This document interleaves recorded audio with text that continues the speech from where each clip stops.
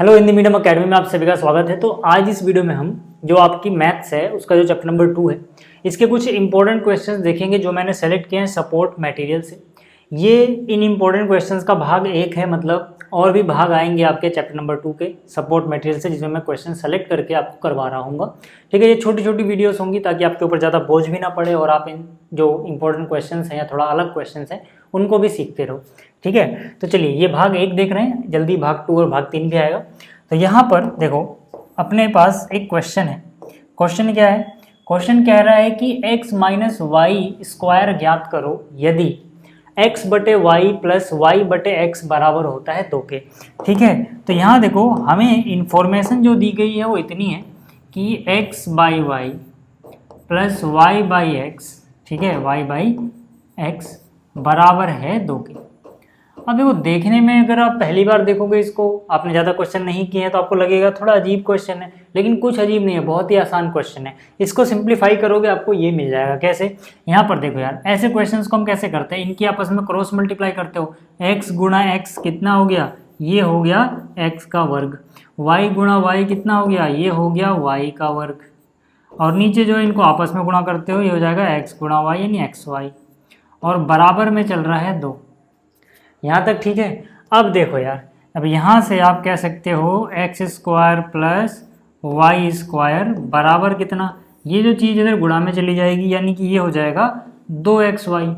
यहाँ तक तो कोई दिक्कत नहीं है।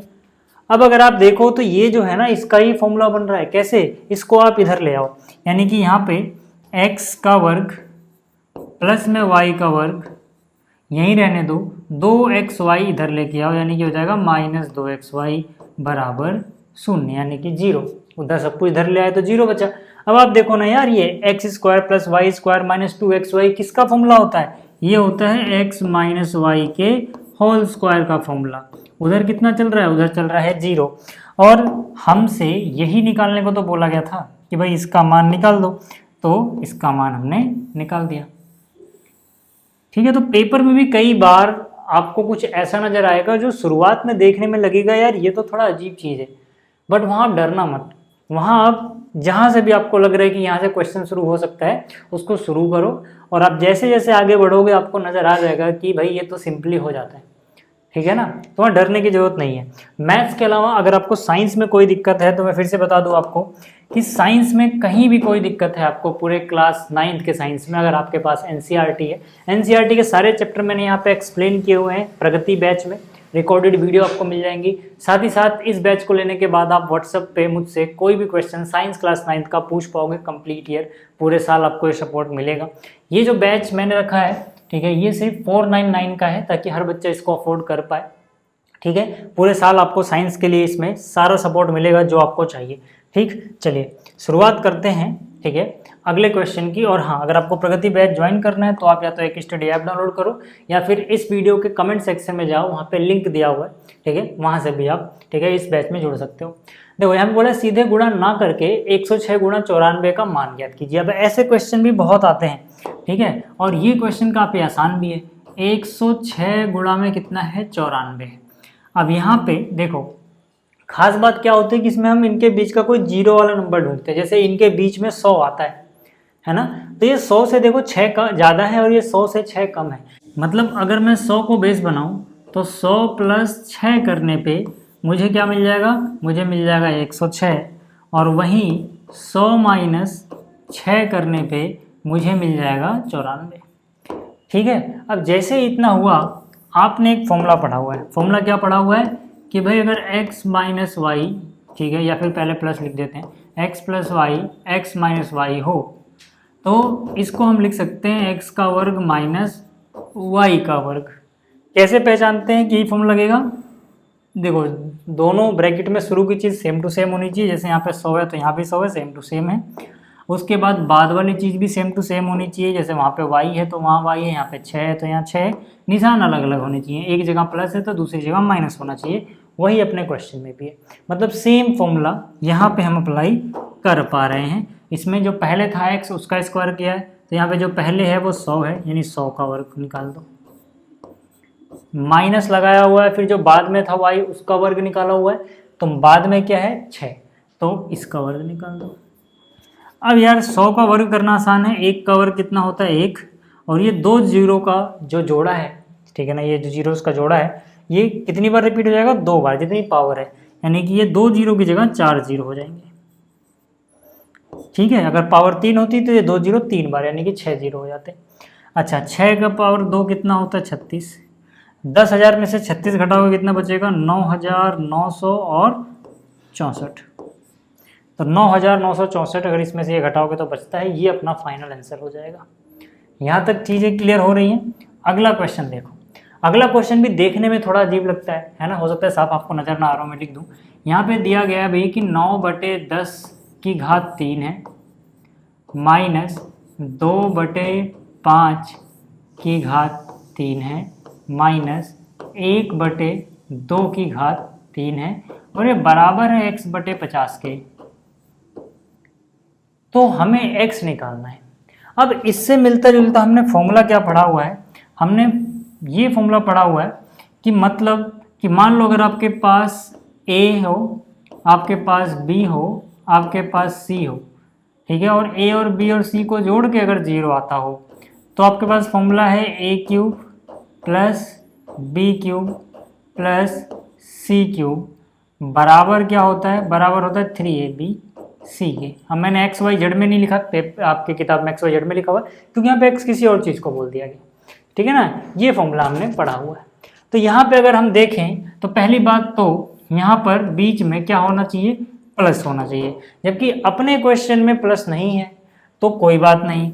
यहाँ पे मैं इसको देखो इस तरह से लिख सकता हूँ 9/10 की पावर 3 प्लस माइनस को अंदर लिख सकता हूँ अगर पावर एक विषम संख्या है, जैसे कि यहाँ पे 3 है, विषम संख्या है ना, तो बाहर वाला माइनस अंदर ला सकते हो, ठीक है। हाँ, अगर ये विषम नहीं होता, सम संख्या होता तो हम ऐसा नहीं कर पाते, बट क्योंकि ये विषम संख्या इसलिए बाहर वाला माइनस अंदर शिफ्ट कर दो, बाहर प्लस लगा सकते हो। ये आप तभी कर सकते हो जब जो घातांक है वो क्या होना चाहिए, कोई विषम, ठीक है, विषम पूर्णांक होना चाहिए।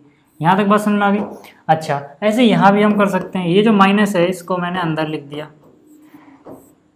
ऐसा इसलिए कर पा रहे हो आप क्योंकि देखो 2 का क्यूब 8 होगा, 5 का क्यूब होगा 125, तो 8 बचे 125 बाहर माइनस है, और अगर आप अंदर भी माइनस लगा दोगे तब भी क्यूब निकालने पे वही रहेगा, माइनस ही आएगा क्योंकि पावर ऑड है, और बराबर आ गया x/50। अब अगर मैंने इतना किया तो अब अगर मैं देखूं तो यार यहाँ पर अगर मैं इसको a बोल दूं, इसको b बोल दूं, इसको c बोल दूं, तो इन तीनों को जोड़ के 0 आ रहा है। यहाँ पे मैं क्या बोलूँगा, यहाँ पे मैं बोलूँगा कि भाई माना a बराबर कितना 9/10 है, 9/10, ठीक है। या ऐसे भी मत करो, आप सीधा सीधा अपने दिमाग में रखो कि 9/10 है, इतना इनको चेक कर लो एक बार। 9/10 a हो गया, और b क्या है, b है माइनस का 2/5, और c क्या है, c है माइनस का 1/2। इनको जोड़ो यार, है ना, देखो प्लस माइनस तो माइनस ही होता है, आप चाहो तो ब्रैकेट में भी लिख सकते हो, ठीक है। तो इनको जोड़ोगे, मतलब सॉरी एलसीएम लोगे तो 10, 5 और 2 का एलसीएम 10 आएगा। निकालने का तरीका सिंपल है, अगर छोटे वाले नंबर्स के टेबल में बड़ा वाला नंबर आता है पहाड़े में, तो बड़ा वाला नंबर ही उनका एलसीएम आता है, अलग से रफ वर्क करने की जरूरत नहीं है। जैसे 5 के पहाड़े में 10 आता है, 2 के पहाड़े में भी 10 आता है, 10 इनमें सबसे बड़ा है, 10 ही एलसीएम हो जाएगा, ठीक है। तो 10 का पहाड़ा 10 में 1 बढ़ जाएगा, 1 गुणा 9 करोगे 9 हो जाएगा, प्लस माइनस माइनस, 5 दूनी 10, 2 दूनी 4, और यहाँ से 2 पंजे 10, 1 पंजे 5। अब आप देखोगे तो इनको जोड़ के 0 आ रहा है, -5 -4 -9 9 -9 0 0/10 0 ही होता है।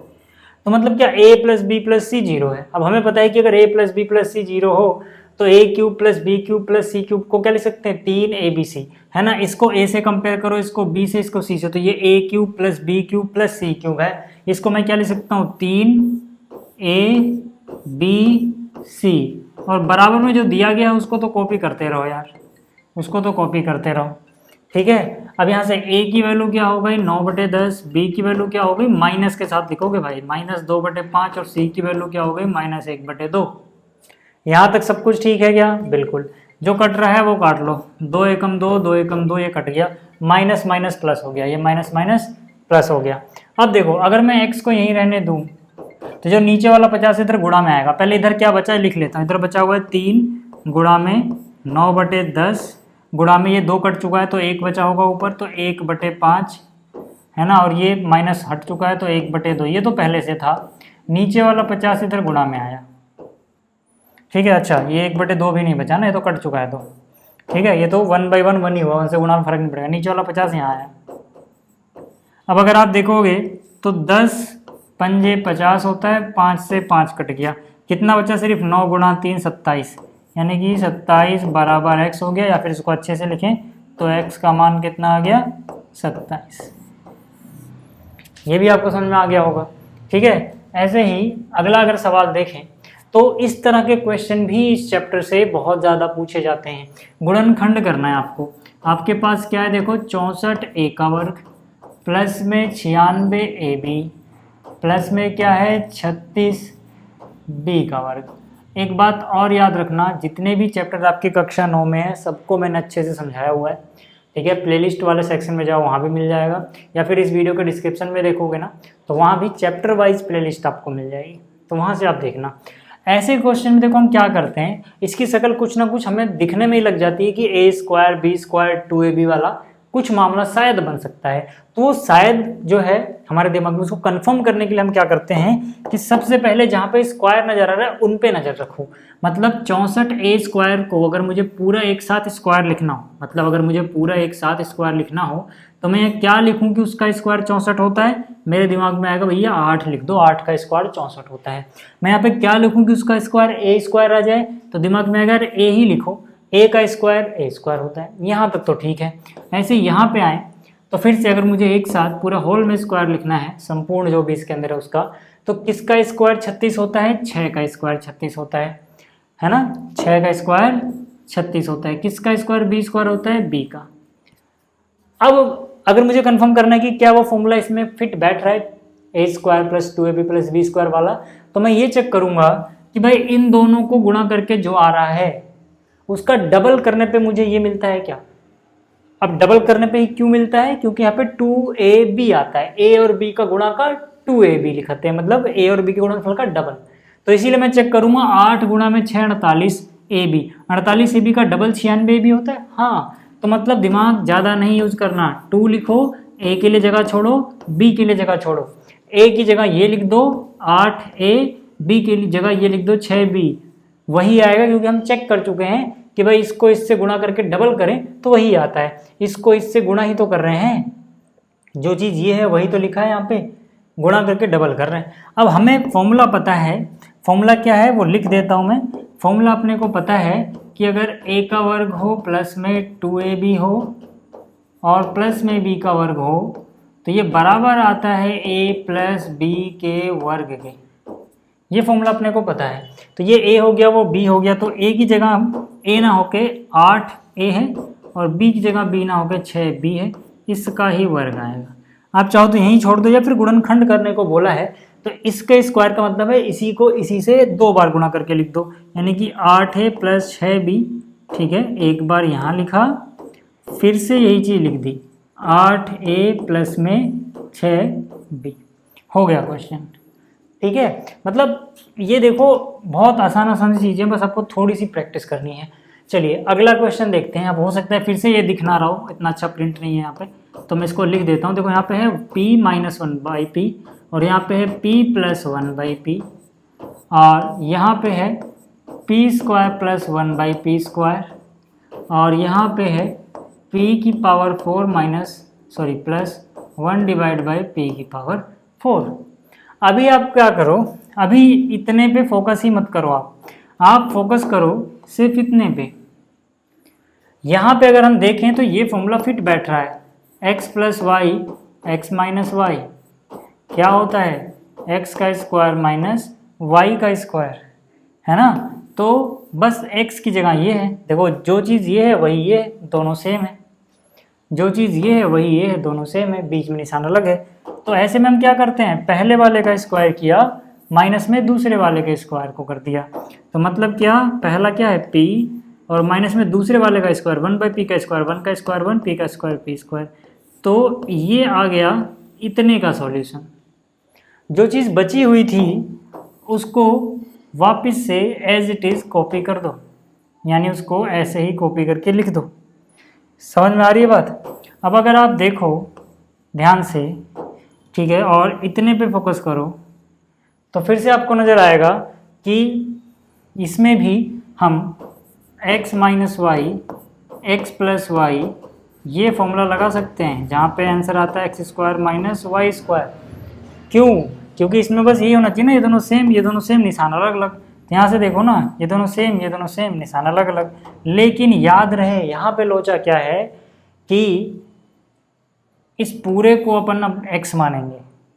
समझ में आ गया? जो पूरा है उसको, ठीक। तो यानी कि ये क्या हो जाएगा, ये हो जाएगा x का स्क्वायर, x की जगह p है, p स्क्वायर का स्क्वायर माइनस में y का स्क्वायर यानी 1/p स्क्वायर का स्क्वायर।